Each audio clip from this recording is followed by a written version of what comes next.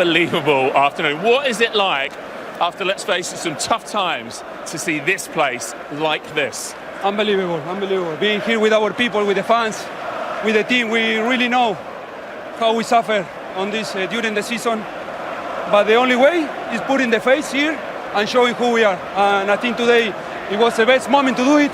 And I think the team, not just the players who were on the pitch, but also on the bench, the staff, everyone was part of that. Is the togetherness you feel with the fans, the energy that's here right now, just maybe the best you've known it?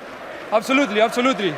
I think one important thing that Michael Carrick said, he said, use the energy of the people. And today I think we did it, and when we are together like this, it's impossible to lose at home. Brian, is it your most special day so far in the red shirt? Yeah, I think it's one of them. Obviously, scoring in front of this stand is unbelievable. In a derby is even more. And like Licha said, the atmosphere, we used the energy of the fans today, and this place was unbelievable today. What's it been like for you in the last sort of week or two? You obviously have the pride of going away and representing your country, and while you're there and you come back, everything's changed. Yeah, obviously. When I came back, a lot of things changed, but I think we have a very good group. We always been together, like stick together. We have fantastic unit. So I think it's unbelievable. Sandra, obviously Brian got his goal. The other thing that happened today is you kept Man City as a whole, but Erling Haaland quiet. Really proud of that. Not just the defence, but the defensive effort as a whole from the whole team. Absolutely, absolutely. When you play against these kind of players, the team defend, not just one or two players. And I think today we defend so good. We were compact all the time, and then you have the confidence to go to the duels. And I think you feel today different energy when you see in the eyes of the player. And I think today the team won. That's the most important for me, and I'm happy with that. It feels like we've been talking about your height ever since you came to England, but a defender like you, not the biggest centre-half, how do you deal with a giant like Haaland, and obviously not just a giant, a top player as well?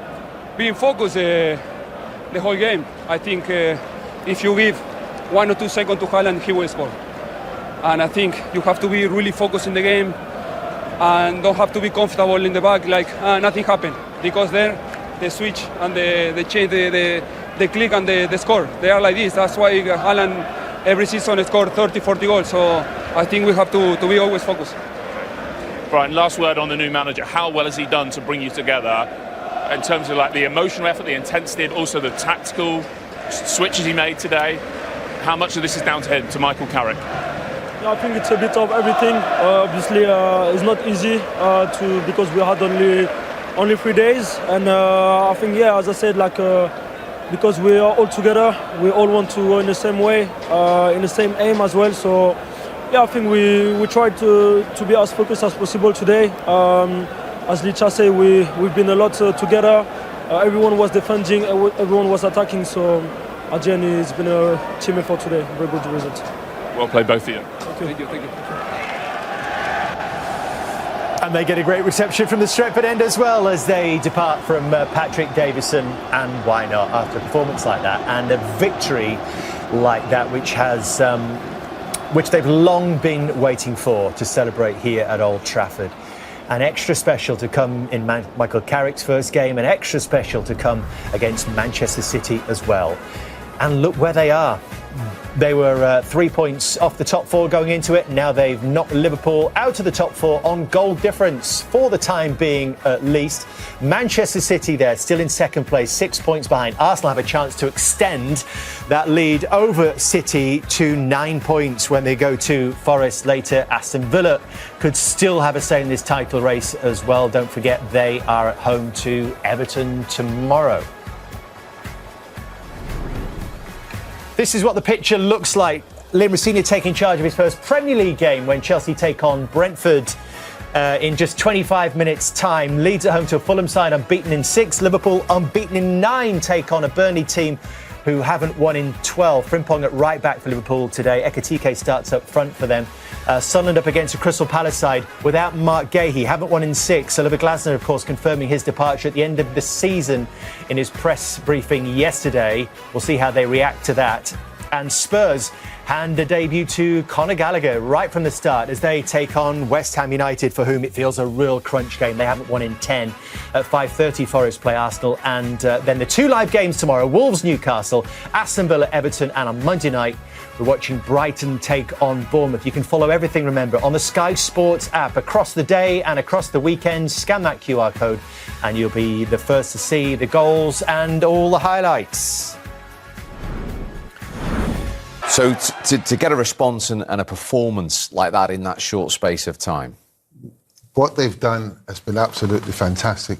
And I think more than anything, they've been talking to them. They made them understand what Manchester United is supposed to be.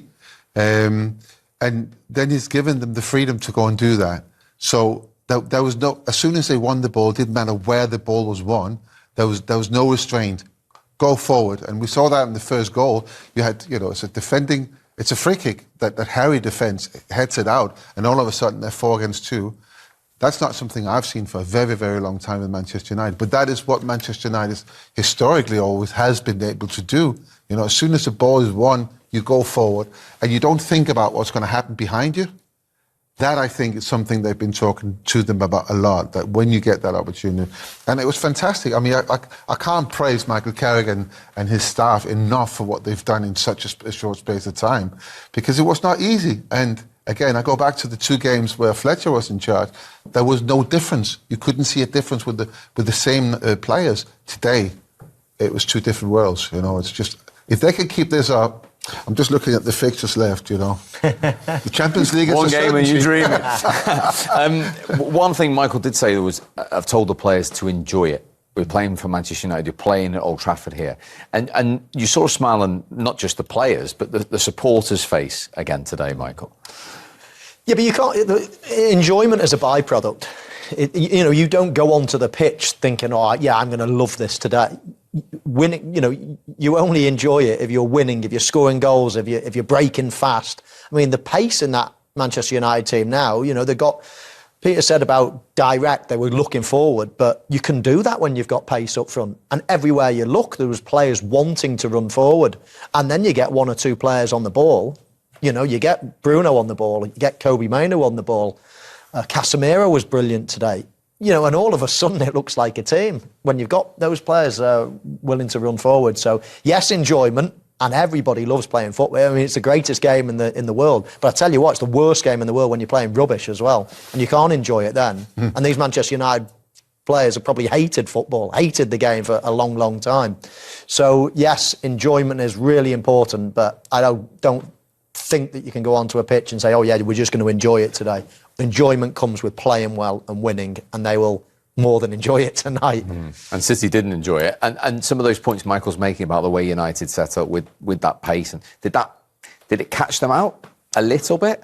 Potentially. Well, I'm going to say obviously because it worked and they lost 2-0. But in regards to the way City are susceptible to chances and goals being scored against them, that it was perfect for them.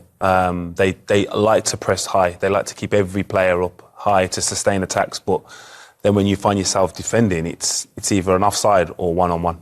And you can't get that right every time.